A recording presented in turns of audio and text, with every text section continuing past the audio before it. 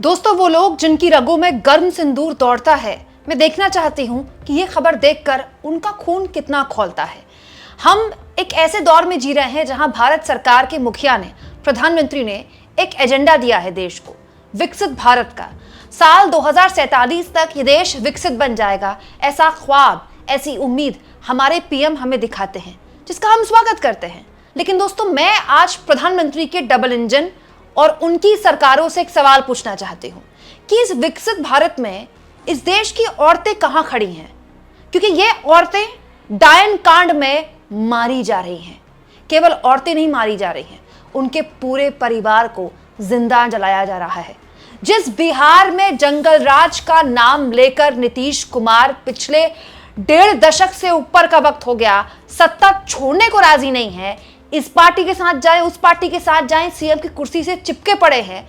जिस बिहार में स्वयं नीतीश कुमार के पास गृह विभाग इतने लंबे वक्त से है, उस बिहार में जानते हैं क्या हुआ है दोस्तों? एक ही परिवार के 5 लोगों को जिंदा जला दिया गया, और तो और उसके बाद उनको दफना भी दिया गया। और ये सब कुछ उसी परिवार के एक छोटे अबोध बालक ने देखा। बड़ी मुश्किल से उस बालक ने अपनी जान बचाई। भागते हुए वो बच्चा अपनी नानी के घर पहुंचा, तब जाकर पूरे देश को उसने बताया कि डबल इंजन सरकारें, जिसको लेकर प्रधानमंत्री मोदी लगातार वोट मांगते हैं और एक ख्वाब दिखाते हैं कि जब इस राज्य में बीजेपी की सरकार आएगी तो यहां विकास की अलग छटा बहेगी। वहां महिलाओं की क्या स्थिति है, जरा आप देख लीजिए। दोस्तों, बिहार के पूर्णिया से एक बहुत ही हैरान करने वाली खबर आई है, जहां एक छोटे से बालक के सामने उसी की दादी को, उसके माता पिता को, उसकी भाई और भाभी को जिंदा जला दिया गया। मारपीट उसके साथ भी हुई, लेकिन कैसे भी करके वहां से वो बच निकला और छुपकर वो अपने परिवार के साथ हो रही इस ज्यादती को देखता रहा, क्योंकि उसको पता था कि अगर उसने जरा से भी आवाज की तो वो भी मारा जाएगा। दोस्तों, सोनू करीब 40 कोस तक भागता रहा और जब वो अपनी नानी के घर पहुंचा, वहां उसने सबको आपबीती बताई। तब जाकर इस छोटे से बच्चे को यकीन आया कि हाँ, शायद वो जिंदा बच गया है। तो सोनू ने बताया कि रात करीब 12 बजे एक गांव में ये सब कुछ हुआ है, जहां एक ही परिवार के 5 लोगों को जिंदा इस बात पर जला दिया गया क्योंकि उस परिवार की महिला पर डायन होने का शक था गांव वालों को। दोस्तों, ये जो गांव है ये पूर्णिया के मुफल्लिस थाना क्षेत्र में आता है और रजीगंज पंचायत के अंतर्गत आता है। बहुत छोटा सा गांव है, मुश्किल से 40 परिवार यहाँ पर रहते हैं।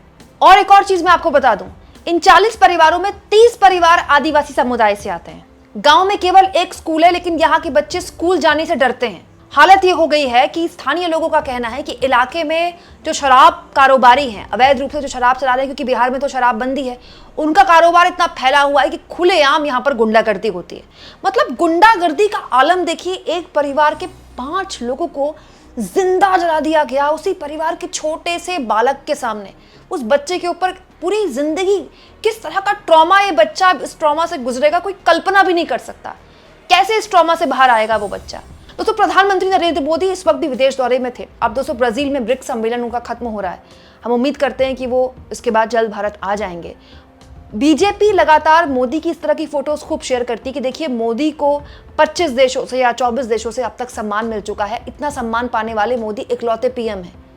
हमको भी खुशी होती है हमारे पीएम को सम्मान मिल जाए, बट पॉइंट ये कि इस सम्मान का हम करें क्या, इस अवार्ड का हम करें क्या, इन ट्रॉफियों का, इन ये मेडल्स का हम करें क्या, जब इस देश का सियासत ये है कि यहाँ एक गरीब आदिवासी परिवार को जिंदा इसलिए जला दिया जाता है क्योंकि गांव वालों को शक है कि उनमें से एक कोई डायन है।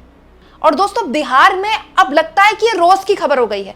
पटना से आपको कुछ दिन पहले मैंने एक खबर दिखाई थी, जहां बिहार के बड़े उद्योगपतियों, बिजनेसमैन में से एक गोपाल खेमका की सरेआम उनके घर और दफ्तर के बेहद करीब, जहां पर थाना बहुत करीब था, इसके अलावा दोस्तों कई मंत्रियों के आवास बेहद करीब थे, वहां पर उनको गोली मार दी गई और पुलिस यहां पर 2 घंटे की देरी से पहुंची।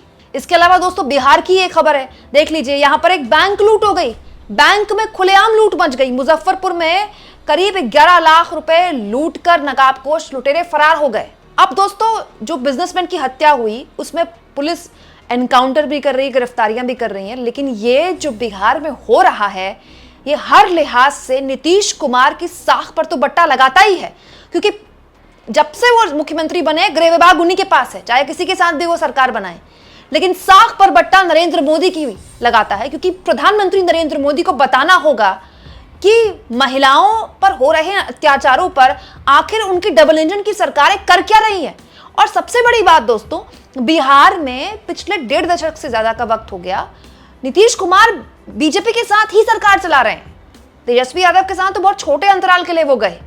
जिस राज्य में बीजेपी इतने लंबे वक्त तक सरकार में कायम हो, वहां एक आदिवासी गांव में ऐसा हो रहा है, मतलब अशिक्षा का आलम देखिए आप दोस्तों। बिहार उन राज्यों में जहां अशिक्षा और पलायन सबसे ज्यादा है। अजीब बात देखिए दोस्तों, जिस वक्त मैं आपको एक खबर बता रही हूं उसी वक्त ये खबर भी आ जाती है कि बिहार में 35% महिलाओं को आरक्षण दिया जा रहा है और नीतीश सरकार ने ऐलान कर दिया है युवा आयोग का गठन कर दिया जाएगा।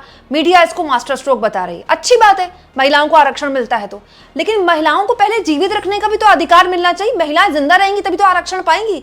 और दोस्तों ये कोई पहली बार नहीं है। बिहार को लेकर एक बहुत ही इंटरेस्टिंग जानकारी यहाँ पर मैं आपके सामने रखना चाहती हूँ दोस्तों। निरंतर ट्रस्ट नाम का एक ट्रस्ट है जिन्होंने बिहार को लेकर एक सर्वे किया है। गौर से देखिएगा इस सर्वे को।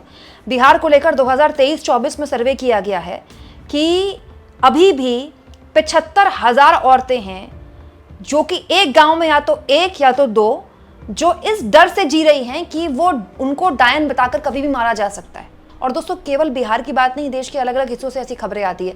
किसी को किसी से रंजिश निकालनी है तो उस घर की महिला को डायन बता दिया जाता है और उसके बाद उस महिला के साथ जो होता है वो आप कल्पना भी नहीं कर सकते किस हद दर्जे की ज्यादती उसके साथ होती है। कई जगह ऐसी खबरें आती हैं कि महिलाओं के सर मुंडवाकर उनको बुरी तरह से नग्न करके घुमाया जाता है। कई जगह ऐसी खबरें आती हैं कि उनका सामाजिक बहिष्कार कर दिया जाता है और कई जगह उनको जान से मार दिया जाता है, जैसे इस परिवार के साथ हुआ। दोस्तों इसी आर्टिकल में देखिए, national crime record bureau NCRB सरकार का आधिकारिक आंकड़ा बताता है कि 2500 औरतें हैं जो साल 2000 में इस देश में डायन होने के नाम पर मार दी गई। आप कह सकते हैं कि तब से लेकर अब तक तो 25 साल गुजर गए, तो साल 2000 का आंकड़ा है। लेकिन कहाँ कुछ बदला है। आज भी बिहार में एक परिवार को इसलिए जिंदा जला दिया गया क्योंकि उस परिवार में एक महिला पर डायन होने का आरोप था। मतलब कोई तुक है इस बात का दोस्तों। पूरी दुनिया कहां पहुंच गई है। दुनिया AI पे आ चुकी है। चीन अपना AI बना रहा है, अमेरिका ने अपना AI बना दिया। हम क्या कर रहे हैं? हम अपने परिवार की औरतों को जिंदा जला रहे हैं इस नाम पर कि वो डायन होंगी। दोस्तों इस आर्टिकल में भी यही लिखा है कि ज्यादातर जो ये औरतें होती हैं वो दलित पिछड़ी जाति से ही होती हैं। देखिए यहाँ पर लिखा है Dalit, backward and extremely backward class. दोस्तों इस आर्टिकल में भी यही लिखा हुआ है कि किसी भी अगड़ी जाति की महिला को कभी डायन बताकर नहीं मारा जाता। हमेशा डायन बताकर मारा जाता है किसी दलित, किसी आदिवासी या फिर अति पिछड़ी जाति को। अब दोस्तों बिहार में अति पिछड़ों के नाम पर सब पॉलिटिक्स करते हैं। अभी चुनाव आने दीजिए, सब अपने आप को पिछड़ा हितैषी बताएंगे, लेकिन ऐसी खबरों पर सब चुप्पी साध लेते हैं। तो सुई बट्टा सन्नाटा, मतलब ऐसा सन्नाटा होता है कि जिसे कुछ हुआ ही नहीं है। दोस्तों दलितों का वोट चाहिए तो हर कोई अंबेडकर का चेहरा दिखाकर दलितों का वोट मांगता है, लेकिन ऐसी खबरों पर किसकी जिम्मेदारी है? ये बिहार में हो क्या रहा है? दोस्तों बिहार में जो पुलिस सुधार नीतीश कुमार ने अपने रहते हुए किया, यही वजह है कि थानों में अब लोग जाने लगे, उनकी रिपोर्ट लिखाने लोगों ने शुरू कर दी। लालू यादव के जमाने में लोग बताते हैं स्थितियां ये थी कि अगर पीड़ित थाने में जा रहा है तो उससे कहा जाता है कि पेपर और पेन भी अपने साथ लेकर आना। लेकिन नीतीश कुमार के आने के बाद स्थितियां बदली। लेकिन आप कब तक पुराने जंगल राज के नाम पर वोट मांगेंगे? आपके खुद के राज में क्या हो रहा है? और ये सरकार कोई साल, 2 साल, 3 साल की नहीं है। 15 साल से ऊपर का जिस राज्य में एक मुख्यमंत्री को वक्त हो गया हो, 2 पार्टियों को वक्त हो गया हो, हर लिहाज से उन पार्टियों से सवाल पूछने चाहिए कि आप किस तरह का बिहार बना रहे हैं, और उनसे भी सवाल पूछने चाहिए कि किस तरह का विकसित भारत का सपना आप दिखा रहे हैं। हम सब चाहते हैं कि हम विकसित हों। हम सब चाहेंगे दोस्तों कि हम दुनिया की पहली इकोनॉमी बन जाएं, चौथी, तीसरी क्यों, हमारी पर कैपिटा इनकम बेहतर हो जाए। लेकिन ये तब तक नहीं हो सकता जब तक हम अपने लोगों को स्कूल ना पहुंचाएं। इस गांव में स्कूल में बच्चे क्यों नहीं जाते हैं? उनको साइंस क्यों नहीं पढ़ाई जाती है? अंधविश्वास लोगों के दिमाग से कैसे हटाया जाएगा? ये काम सरकारों का है। समाज में शिक्षा क्रांति लाती है तो शिक्षा लोगों तक पहुंचाने का काम सरकारों का है। इसके लिए ये सरकार ने क्या किया, क्या इस सरकार से पूछा नहीं जाना चाहिए? आप इस मुद्दे पर क्या सोचते हैं दोस्तों? कमेंट बॉक्स में जरूर लिखें और जितना हो सके चैनल को शेयर करें, सब्सक्राइब करें और थैंक्स और ज्वाइन के ऑप्शन से दोस्तों अगर आप चाहें तो कुछ आर्थिक मदद भी चैनल की जरूर करें।